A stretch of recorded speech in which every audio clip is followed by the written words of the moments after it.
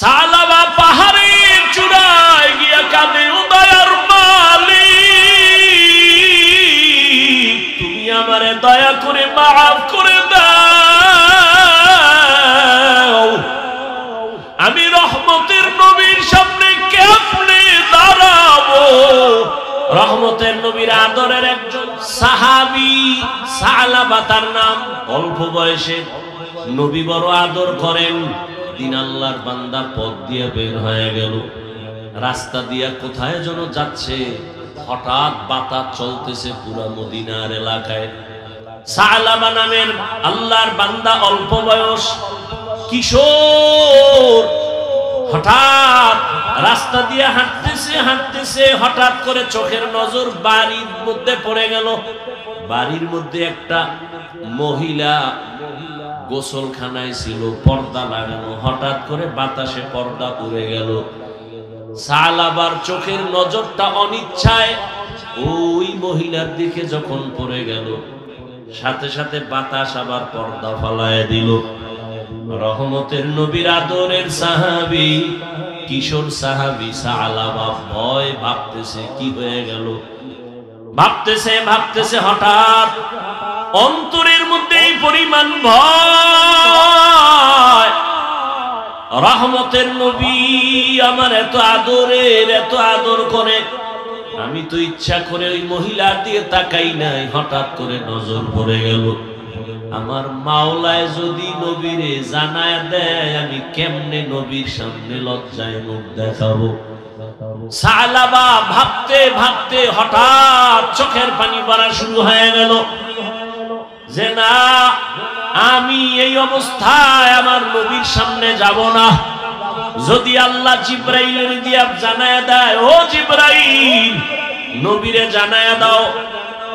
সালাবা বেগানার দিকে নজর দিয়েছে, নবী এত আদর করেন, আমি সেই নবীর সামনে কেমনে দাঁড়াবো? কিশোর সাহাবী সিদ্ধান্ত নিল, আমি আর নবীর সামনে যাব না। সিদ্ধান্ত নিয়ে রওয়ানা, পার্শ্বে জঙ্গল আর পাহাড়ের দিয়ে চলে গেল। পাহাড়ে যাইয়া ওই সালাবা কিশোর সাহাবী কান্না করে, কান্না এত কান্না, একদিন দুই দিন তিন দিন চলে গেল। সালাবা পাহাড়ের চূড়ায় গিয়া কাঁদে, ও দয়ার মালিক, তুমি আমারে দয়া করে মাফ করে দাও। আমি রহমতের নবীর সামনে কেমনে দাঁড়াবো? চোখের পানি ছেড়ে পাহাড়ের ওই চূড়ায় গিয়া কান্না করে। ও আমার কলিজার যুবক, সারাটা রাত মোবাইল সামনে নিয়ে জেনা করতেছো, মোবাইলের দিকে তাকায় সারা রাত চোখের জেনা, কানের জেনা, জবানের জেনা, অন্তরের জেনা।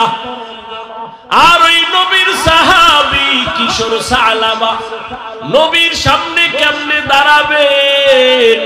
পাহাড়ে চলে গেলেন, ওই পাহাড়ের চূড়ায় কান্নার আওয়াজ। একদিন দুদিন তিন দিন এভাবে যেতে যেতে এক মাস সালাবা নবীর কাছে নাই। এক মাস পেরিয়ে যখন যায়, নবী একদিন ডানে বামে তাকায়, হঠাৎ করে সালাবার কথা মনে পড়ে। ওমরে ফারুকের ডেকে বলে, এই ওমর, সালাবারে দেখি না, কোথায় আমার আদরের সালাবা? সালাবার খবর নাই। ওমর সহ সব সাহাবায়ে কেরাম বলেন, ইয়া রাসূলুল্লাহ, আজকে প্রায় এক মাসের বেশি সালাবারে দেখি না, কোথায় সালাবা? নবী কয়, ওমর যাও, জলদি করে যাও, সালাবারে খুঁজা তারপরে আমার সামনে নিয়ে আসো।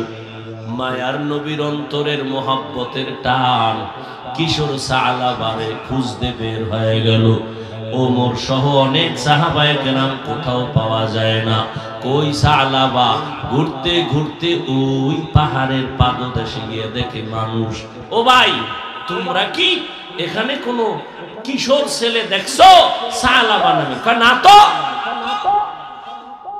ওমর বলে হ্যাঁ বলো, খুঁজে বলো। একজনে কয় হ্যাঁ, একটা ছেলে দেখছি প্রতিদিন সকাল 10টার দিকে এখানে আসে, পাহাড় থেকে নেমে হালকা কিছু খাইয়া আবার চলে যায়, দেখি তার চোখ গড়ায় শুধু পানি পড়ে, কান্না করে করে আসে, আবার কান্না করে করে চলে যায় পাহাড়ে। ওমর বলে তো এখানে প্রতিদিন আসে? বলে হ্যাঁ। ওমর বলে তো এখানে বসি, কালকে তো আসবে? বলে আসবে। সাহাবা সহ ওমর বসে আছেন। ঠিক পরের দিন পাহাড় থেকে সালাবা নেমে আসতেছেন। এই সেই ওমরের দেখা ভয়। ওমর বলে কোনো ভয় নেই, সালাবা রে আজকে 40 দিনের কাছে হলো রসুল তোমারে দেখে না, নবীর অন্তরে মায়ার আগুন জ্বলে উঠছে, তাড়াতাড়ি চলো, রহমতের নবী আমাদের পাঠাইছে তোমাকে নেওয়ার জন্য। কি পরিমাণ ভালোবাসা! ওমর কান্না করে আর বলে রে সালাবা, তোর কপাল ভালো, কারণ আমার মায়ার নবী তোমারে খুঁজতে পাঠাইছেন। সালাবা কাঁদে আর কয় ওমর ভাই আমি যাব না, নবীর সামনে কেমনে দাঁড়াবো, আমি অন্যায় করে ফেলেছি, বড় লজ্জা পাই। ওমর বলে রসুল থেকে ওয়াদা নিয়েছে তোরে না নিয়ে যাব না। সালাবার হাত ধরিয়া জোর করে মদিনার নবীর পথে রওয়ানা। রহমতের নবীর সামনে ওমর সালাবারে নিয়ে হাজির। সালাবা কান্না করে করে বেহুশ। মায়ার নবী বসায় কয় আয় সালাবা, 1 মাস আমি তোরে দেখি না কেন? সালাবা কাঁদে, নবী আমারে আল্লাহ মাফ করবেনি। সালাবা কাঁদতেছে। নবী বলেন আমার উরুর উপরে মাথা লাগাইয়া রেস্ট নাও, শুয়া শুয়ে একটু আরাম করো, কান্না বন্ধ করো, তুমি যদি অন্যায় করো আমার মাওলা মাফ করে দিবেন। সালাবা কান্না করে কান্না করে কান্না করে আর এদিক সেদিক দৌড়াতে চায়। রহমতের নবী বলেন সালাবা কান্না বন্ধ করো, আর কাঁদিও না। সালাবা একবার নবীর উরুর উপরে মাথা লাগায় আবার বসে, আবার নবী শোয়া দেয়, আবার বসে। হঠাৎ করে কান্নার এক পর্যায়ে সালাবা কয় ইয়া রাসূলুল্লাহ, আমার পিঠের মধ্যে পিপিলিকার মতো কি যেন হাঁটে। রহমতের নবী চোখের পানি ছেড়ে কয় রে সালাবা, কালেমা শাহাদাত পড়, আজরাইল সে হাজির, তাড়াতাড়ি কালেমা পড়। সালাবা কালেমা পড়তে না পড়তে দেখে প্রাণ পাখি নাই। মায়ার নবী সালাবার মাথা ধরিয়া কাঁদতেছেন আর বলে ওমর তাড়াতাড়ি জানাজা রেডি করো, সালাবার কবর খনন করো, জানাজার প্রস্তুতি নাও। ওমর সাহাবায়ে কেরাম সবাই রেডি, গোসলের ব্যবস্থা করো। কাফন পরানো হলো, গোসল করানো হলো। রহমতের নবী কয় সালাবার খাটিয়া আমি মুহাম্মদের কাঁধে দাও, আমি সালাবার খাটিয়া কাঁধে নিয়ে যাব। ওমর বলে আমারও কাঁধে নিলাম, সবাই ময়দানে যাচ্ছি, জানাজা হবে, মানুষ হাজারো মানুষ তৈরি হয়ে গেল ময়দানে। কিন্তু দেখি তাকাইয়া আমরা পুরা পাও ভর করে করে হাঁটি, কিন্তু রহমতের নবী শুধু বৃদ্ধাঙ্গুলের উপরে ভর করে করে হাঁটেন। ওমর বলে ইয়া রাসূলুল্লাহ, এত কষ্ট করে পা মোবারক ফেলেন কেন, পুরা পা ফেলে হাঁটেন না কেন? রহমতের নবী বলেন ও ওমর জানো না আমি দেখতেছি সালাবার উপরে আমার আল্লাহ এতটাই খুশি, আসমান থেকে কোটি ফেরেশতা ময়দানে হাজির, সালাবার জানাজায় হাজির হয়ে গেল। জানাজার পড়ার জন্য ফেরেশতারা এই পরিমাণ মাঠে আসে, আমি কদম দেওয়ার মতো জায়গা পাই না। আমি সালাবার জানাজার ইমামতি করব। ও এলাকার মা বোনেরা, যুবক বাবারা, ওরে অনিচ্ছায় একটা মহিলার দিকে নজর পড়ায় যদি সালাবা এত কান্না করে, ওরে তুমি কি পরিমাণ গুনার সাগরে ডুব দিছো। নবীর আদর্শের দাড়ি নাই, টুপি নাই, নামাজ নাই, আমার নবীর কাতারে কেমন করে দাঁড়াইবা। রহমতের নবীর গুণগান কোন কলমওয়ালা যদি লেখে, কলম শেষ হবে, লেখা শেষ হবে না। কেমন একজন মায়ার নবী আমার, যে নবীর চেহারা মোবারকের দিকে যদি কেউ তাকায় পেটের ক্ষুধা সাথে সাথে নিবারণ হয়ে যায়। কেমন রহমতের নবী আমার, যেই নবীকে দেখা মাত্র মানুষের ঈমান তাজা হয়ে যায়। আল্লাহ সেই নবীকে দান করলেন এমন একটা কিতাব, যে কিতাবটা ধরলে সওয়াব, যে কিতাব দেখলে সওয়াব, পড়লে সওয়াব। ওই কিতাবের নাম কি? ই কালামে জিন্দা কুরআনে হাকিম, হিকমতে উলা ইয়াজালসতু কদিম, বখা কুরআন কালামুল্লাহ বশনু কদিমাস্তি কদিমাস্তি নইনু। এমন একটা কিতাব আল্লাহ দান করলেন যে কিতাবের মতো দ্বিতীয় কোনো কিতাব জমিনে নাই। ওই কিতাবটা ধর্মা সওয়াব, ও কিতাব দেখবা সওয়াব, ও কিতাব পড়ো সওয়াব, অর্থ জানো সওয়াব। এই কিতাবটা যে ঘরে থাকে, ঘর বড় দামি। মাধবপুর থানার ভেতরে বিল্ডিং এর অভাব নাই, কিন্তু এই জামিয়া মদিনাতুল উলুম টিনের ঘর, কোরআনওয়ালা ঘর এত দামি, 50 তলা বিল্ডিং এরও এই টিনের ঘরের মতো দাম নাই। কোরআনের কারণে মজলিসের দাম। রহমতের নবী বলেন এই মজলিসটা কত দামি, যে বসার সাথে সাথে জীবনের সব গুনাহ মাফ। রহমতের নবীর পবিত্র জবানের বাণী, এ ময়দান এখন বেহেশতের বাগান। রহমতের ফেরেশতারা পুরা ময়দানটাকে ঘেরাও করে আছেন। আল্লাহ ফেরেশতা দিয়া আরশে আজিমে একটা সুন্দর মজলিস মিলাইছেন ফেরেশতারা। আর আল্লাহ ফেরেশতাদের বলেন, যাও ঘোষণা দিয়া দাও, এই প্যান্ডেলে যারা বসছে আমি সবার জীবনের সব গুনাহগুলো মাফ করে দিলাম।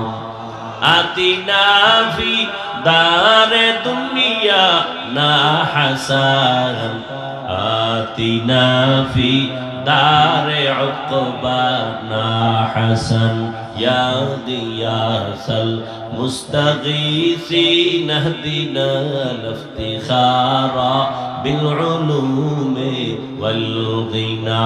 হর গোরি দে নেকো তু তৈয়ার है, जो न मांगे उससे तू बेजार है। আল্লাহ তাআলা বলেন, আমার ভয় অন্তরে জমা করো, তাকওয়া অন্তরে জমাও, এবং এই জমিনে আমার কিছু প্রিয় বান্দা আছে তাদেরকে বন্ধু বানায় চলো। আমার রঙে রঙিন হয়ে যাও। আমার রং কই পাইবা? আমার মুহাব্বতের রং আছে রহমতের নবীর মধ্যে, তার থেকে রং নাও। রহমতের নবীর থেকে রং নিয়া জমিনের মধ্যে যারা আছে এরা এখন বর্তমানে একমাত্র উলামায়ে আহলে হক। উলামায়ে আহলে হকের সাথে মুহাব্বত আর বন্ধুত্ব তৈরি করে তুমি মদিনার রং লাগাও। উলামায়ে আহলে হক ছাড়া জমিনে আর নবীর বন্ধু কেউ নাই। قال رسول الله صلى الله عليه وآله وسلم العلماء ورثة الأنبياء। রহমতের নবী বলেন উলামায়ে কেরাম আমি মুহাম্মদ সহ সব নবী রাসূলদের বন্ধু ওয়ারিস। এদের মোহাব্বত অন্তরে জমা করে নেও। আমি নবী তোমাদেরকে সুপারিশের জন্য ওয়াদাবদ্ধ হয়ে গেলাম। উলামায়ে কেরামের সংস্রব ছাড়া জীবনে বান্দা মদিনার রঙে রঙিন হতে পারবা না। স্কুলে পড়ে ছেলেটার মাথায় টুপি, কলেজে পড়ে ছেলেটার গালে দাড়ি, মাদ্রাসার এই নমুনা তুমি কলেজে কই পাইলা? কলেজের মধ্যে কি এমন সুন্দর বয়ান চলে? কয় চলে না। তো কেমনে তুমি এই রং পাইছো? কলেজের স্টুডেন্ট বলে একজন আল্লাহর প্রিয় বান্দা ওলিয়ে কামেল তার নেক নজর লাগাইছি, এ কারণে আমার এখন কলেজে ক্লাস করি, টুপি ছাড়া ক্লাস করি না। মদিনার আদর্শের দাড়ি লাগায় ফেললাম। এরকম কি স্কুল কলেজের ছেলেরা নাই? রহমতের নবীর আদর্শ যতদিন পর্যন্ত তুমি নিজের মধ্যে নিবা না, আল্লাহর জাতের কসম রহমতের নবীর আদর্শ ছাড়া এই জমিনে কোনো শান্তি কেউ দিতে পারবে না। সব চাঁদাবাজার ধান্দাবাজেরা চাপাবাজি করে, এই করবে সেই করবে, করবে করবে বলিয়া কত চাঁদাবাজ কবরে গেল, কত চাঁদাবাজেরা জঙ্গলে পালাইল।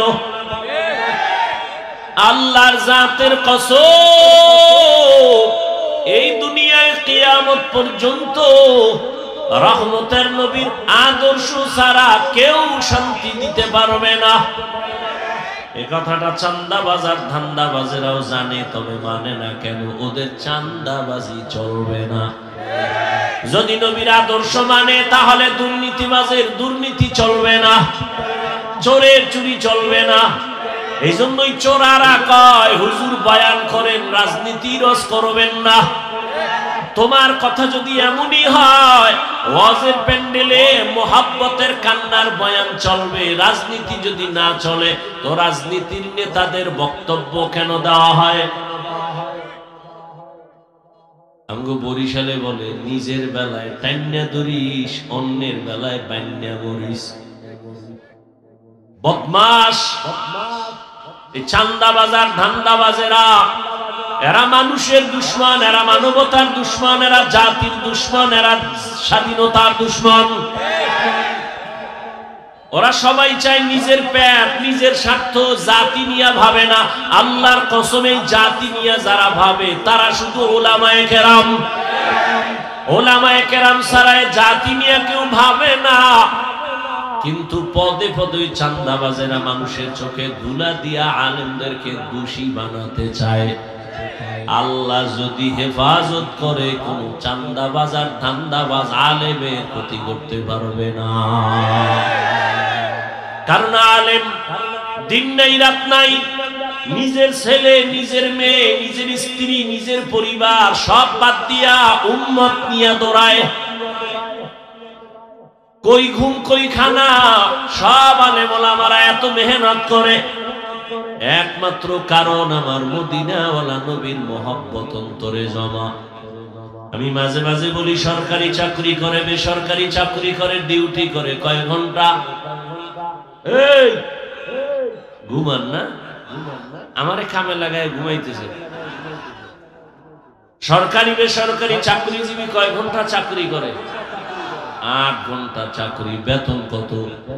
নিম্নে কত? নিম্নে 20,000 ডিউটি। বলেন একজন মসজিদের ইমাম তার ডিউটি কয় ঘন্টা? বলেন না কেন? বেতন কত? কত? এর ফলে আরো কত মুক্তার দানা ভরে থাকে। আর একজন আলেম ইমামতি করে 24 ঘন্টা ডিউটি পালন করে, বেতন 5,000।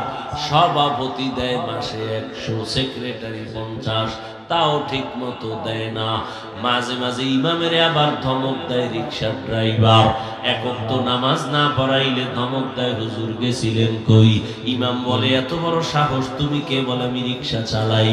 ধমক দিলা কেন? পাওয়ার কি? বলে মাসে 5 টাকা বেতন দেই। এরকম বেয়াদব আছে না নাই?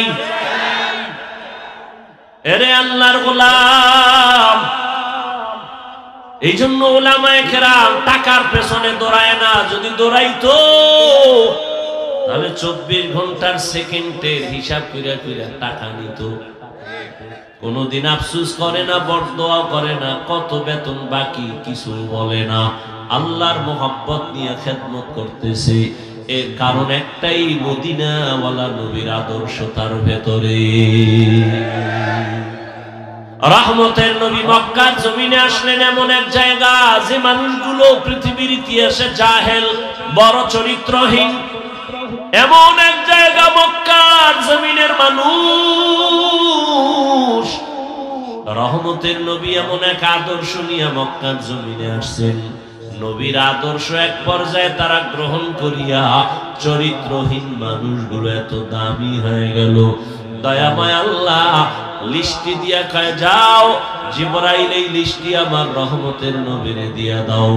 লিস্টির ভিতরে যাদের নাম আছে এরা সব বিনা হিসাবে জান্নাতি।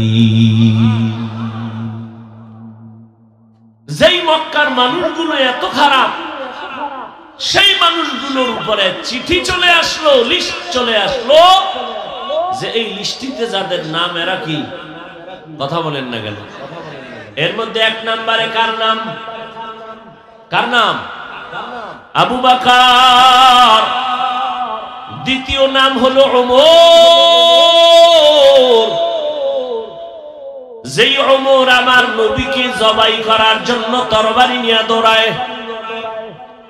রহমতের নবীর চেহারা মুবারক দেখে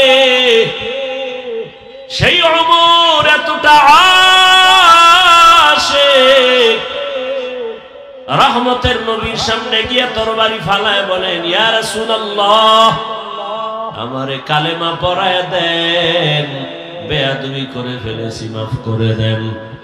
রহমতের নবীর ছোঁয়া পাইয়া ওমর এমন দামি হয়ে গেল, তরবারি হাতে নিয়ে দাঁড়ায় বলে, ইসলামের দুশমনেরা, মুহাম্মদের প্রয়োজন নাই, যদি কেউ কিছু বলতে চাও আমি ওমরের তরবারির সামনে দাঁড়ায় যাও। আল্লাহ সে ওমরকে নবীজির ছোঁয়া পাওয়ার কারণে এতটা দামি বানাইছেন, এখন ওমর যেই পথে চলে শয়তান ওখানে চলে না। যুবক ছেলেটা একটা মদের বোতল হাতে নিয়ে মদ পান করে, মস্তি করে আর রাস্তা দিয়া যায়। হঠাৎ করে তাকায় দেখে অন্য রাস্তার মাথায় ওমর আসতেছে। যুবকের অন্তরে ভয়, ওমরের দেখে এতটা ভয়, যদি মদের বোতল ওমর দেখে আমার গলায় ছুরি লাগায় দিবে, তরবারি চলে কথার আগে। যুবক ডাকে, হে মালিক দয়া করে তুমি আমাকে হেফাজত করো, আর মদ পান করব না। ওমর সামনে আইসা এবার ডাক দিয়ে কয়, যুবক এই বোতলটা আমার হাতে দাও। যুবকের বোতলটা হাতে দিতে চায় না, যুবক কাঁপতেছে ভয়। বলে, কাঁপো কেন? ভয় নাই, বোতল দাও। যুবক বোতলটা হাতের মধ্যে যখন দিছে, ওমরে ফারুক বোতলটা হাতে নিয়ে তাকায় দেখে এক ফোঁটা মদও নাই, পুরা বোতলটা সাদা দুধে ভরা। মানুষ রহমতের নবীর আদর্শ কেমন? জীবনে নবী কোনদিন একটা মিথ্যা কথা বলেন নাই। কোনদিন আমার নবী কাউকে গালি দেন নাই, হাজারো গালি শুনছেন, নবী গালির জবাবও দেন নাই। আরো আশ্চর্য, রহমতের নবী কোনদিন দুটো চোখ মোবারক গরম করে কারো দিকে তাকান নাই। কেমন মায়ার নবী আমার! ওই নবী তার আদর্শ পাইয়া ওমর দামি হয়ে গেল, আবু বকর দামি হয়ে গেল। এরে নবীর উম্মতের দল, ওই নবীর আদর্শ ছাড়া আমি কসম করে বলেছি জমিনে শান্তি কেউ দিতে পারবে না। আজকে নবীর আদর্শ যার কাছে নাই তার মতো অশান্তিতে কেউ নাই। আর এত ভেজালে ভরা বাংলাদেশ, এরপরেও নবীর আদর্শ আমাদের কাছে যাদের আছে, আমাদের মতো শান্তিতে এই কোন জমিনে কেউ নাই। নবীজির আদর্শ নিয়ে যারা আছে এদের মতো সম্মানে শান্তিতে এখনো কেউ নাই। এরে নবীর উম্মত, রহমতের নবী আমার এমন এক আদর্শ দিয়ে গেলেন, কিয়ামত পর্যন্ত নবী চ্যালেঞ্জ করে গেলেন, এই আদর্শ যদি তোমরা ধরে রাখো জীবন চলে যাবে, কোনদিন তোমার সম্মান আর ঈমান যাবে না। রহমতের নবীর আদরের একজন সাহাবী সালাবা তার নাম, অল্প বয়সে নবী বড় আদর করেন। একদিন আল্লাহর বান্দা পথ দিয়ে বের হয়ে গেল, রাস্তা দিয়া কোথায় যেন যাচ্ছে, হঠাৎ বাতাস চলতেছে পুরা মদিনার এলাকায়। সালাবা নামের আল্লাহর বান্দা, অল্প বয়স কিশোর, হঠাৎ রাস্তা দিয়ে হাঁটতেছে হাঁটতেছে, হঠাৎ করে চোখের নজর বাড়ির মধ্যে পড়ে গেল। বাড়ির মধ্যে একটা মহিলা গোসলখানায় ছিল, পর্দা লাগানো, হঠাৎ করে বাতাসে পর্দা উড়ে গেল। সালাবার চোখের নজরটা অনিচ্ছায় ওই মহিলার দিকে যখন পড়ে গেল, সাথে সাথে বাতাস আবার পর্দা ফালায় দিল। রহমতের নবীর আদরের সাহাবী, কিশোর সাহাবী সালাবা ভয়, ভাবতেছে কি হয়ে গেল, ভাবতেছে ভাবতেছে, হঠাৎ অন্তরের মধ্যে এই পরিমাণ ভয়। রহমতের নবী আমার এত আদরের, এত আদর করে, আমি তো ইচ্ছা করে ওই মহিলার দিকে তাকাই নাই, হঠাৎ করে নজর পড়ে গেল। আমার মাওলায় যদি নবীরে জানায় দেয়, আমি কেমনে নবীর সামনে লজ্জায় মুখ দেখাবো। ঢুকছে অন্তরে, ঢুইকা এমন ভাবে এটাকে ভাবাইল। সালাবা ভাবতে ভাবতে হঠাৎ চোখের পানি পড়া শুরু হয়ে গেল, যে না, আমি এই অবস্থায় আমার নবীর সামনে যাব না। যদি আল্লাহ জিব্রাইলের দিয়া জানায়া দেয়, ও জিব্রাইল নবীরে জানায়া দাও। সালাবা বেগানার দিকে নজর দিয়েছে, নবী এত আদর করেন, আমি সেই নবীর সামনে কেমনে দাঁড়াবো। কিশোর সাহাবী সিদ্ধান্ত নিল, আমি আর নবীর সামনে যাব না। সিদ্ধান্ত নিয়ে রওয়ানা, পার্শ্বে জঙ্গল আর পাহাড়ের দিয়ে চলে গেল। পাহাড়ে যাইয়া ওই সালাবা কিশোর সাহাবী কান্না করে, কান্না এত কান্না, একদিন, দুই দিন, তিন দিন চলে গেল। সালাবা পাহাড়ের চূড়ায় গিয়া কাঁদে, ও দয়ার মালিক, তুমি আমারে দয়া করে মাফ করে দাও, আমি রহমতের নবীর সামনে কেমনে দাঁড়াবো। চোখের পানি ছেড়ে পাহাড়ের ওই চূড়ায় গিয়া কান্না করে। ও আমার কলিজার যুবক, সারাটা রাত মোবাইল সামনে নিয়ে জেনা করতেছো, মোবাইলের দিকে তাকায় সারা রাত চোখের জেনা, কানের জেনা, জবানের জেনা, অন্তরের জেনা।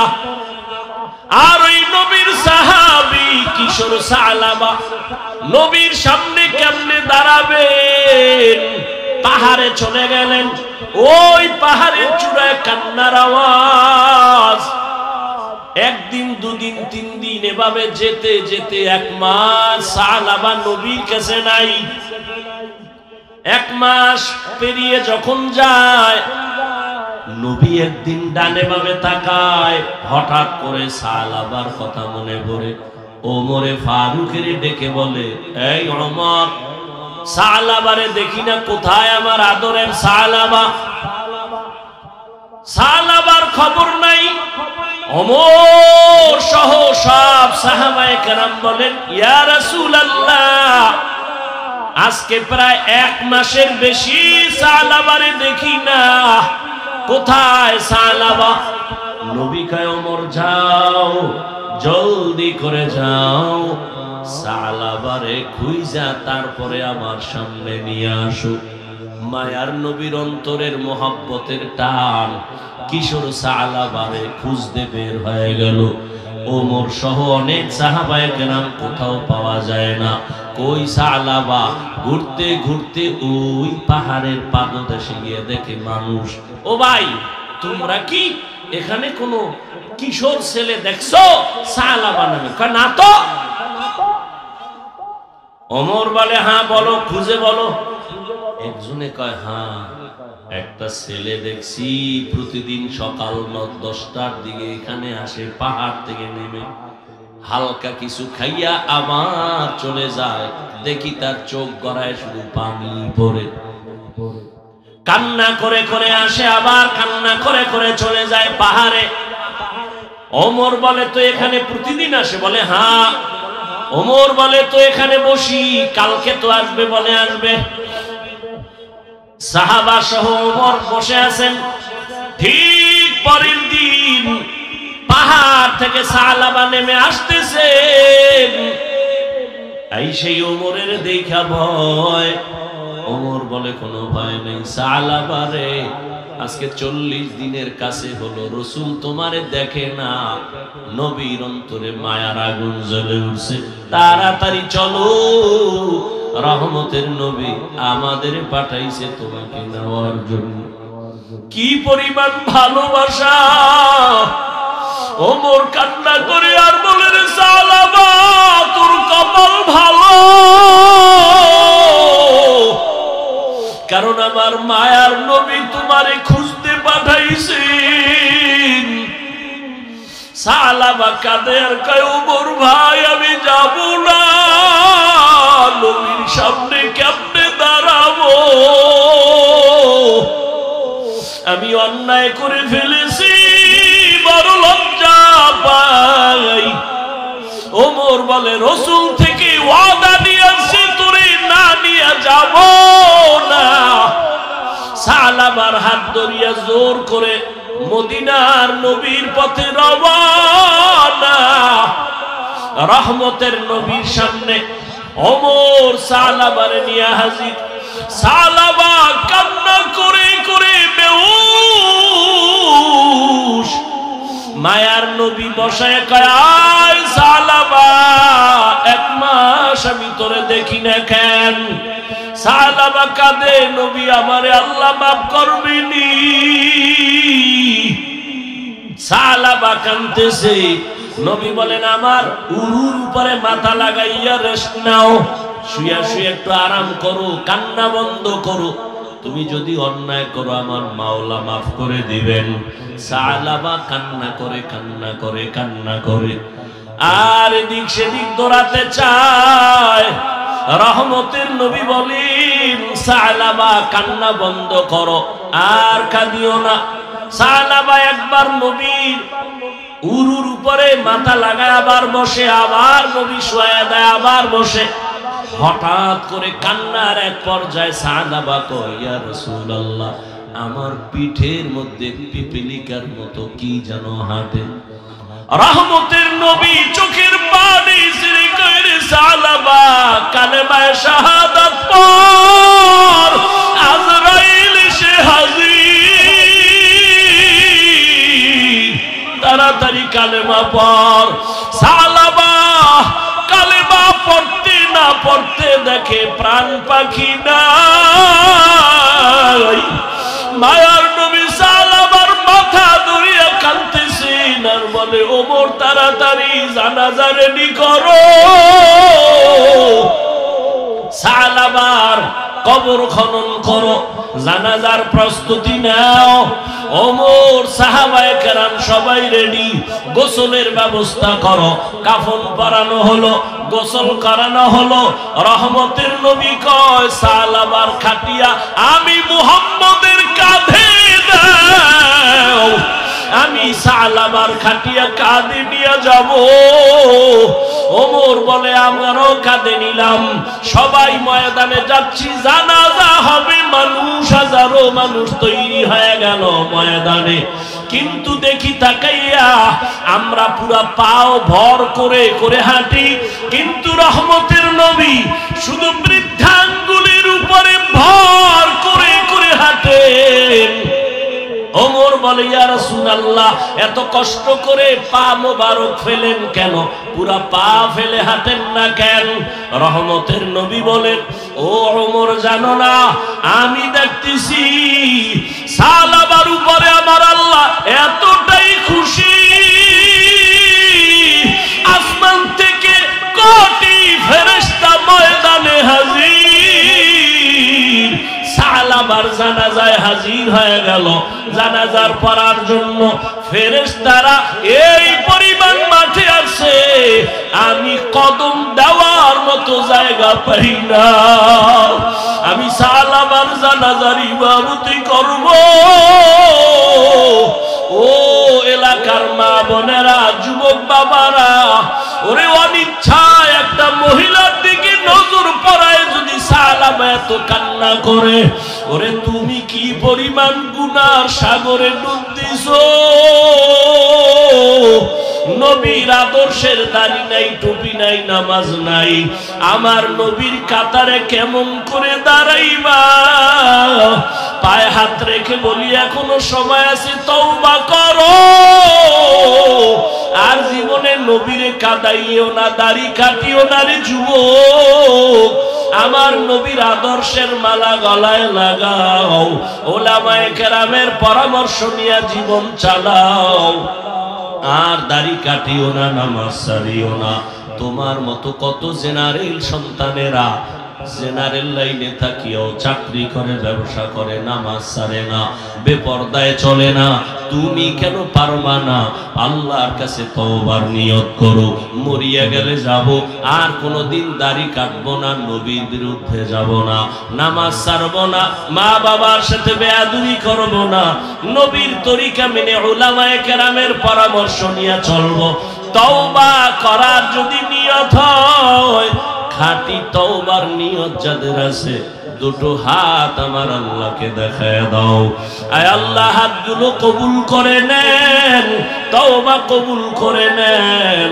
আয় আল্লাহ, তওবার উপরে মজবুত হইয়া চলার মতো তৌফিক দান করেন, আমিন। ওই নবী মদিনার মুহাব্বত অন্তরে জমা করে আল্লাহর কাছে তওবা করে আজকে থেকে এক ওয়াক্ত নামাজ যেন ছুটে না যায়। আল্লাহর মুহাব্বত নিয়ে 5 বেলার নামাজ পড়ার জন্য যুবক তৈরি হয়ে যাও। দুনিয়াও তোমার বাদশা, আখিরাতেও তুমি হয়ে যাবে বাদশা। নবীজির মুহাব্বত নিয়ে আল্লাহর আদালতে যেন দাঁড়াতে পারি, সে তৌফিক আল্লাহ দান করেন। আল্লাহর মুহাব্বত নিয়ে